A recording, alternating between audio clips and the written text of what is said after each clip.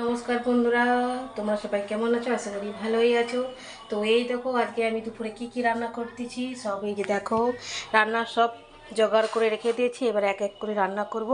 তো এখানে শুক্তো করব বন্ধুরা, তার জন্য শুক্তোর এই যে সবজিগুলো নিয়েছি। তো দেখো কি কি নিয়েছি। এখানে আছে কাঁচকলা, সজনে ডাঁটা, পেঁপে, সিম, আলু, বেগুন, আর এখানে উচ্ছে। শুক্তোর জন্য এই সবজি নিয়েছি।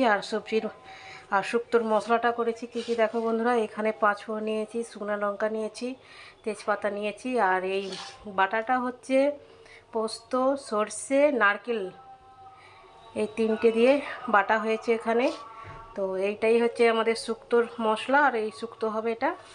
আর এখানে মাছের ঝাল করব, তার জন্য এই যে 3 পিস মাছ নিয়ে নিয়েছি। এই যে মাছের মশলা, এটা দিয়ে মাছের ঝাল হবে।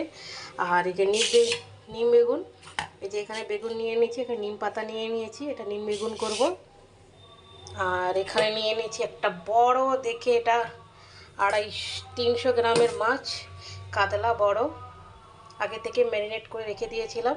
এইটা ফ্রাই করব। তো এই হচ্ছে আজকে আমাদের রান্না বন্ধুরা। তো কেমন হয়েছে কমেন্ট করে জানিয়ে। টাটা।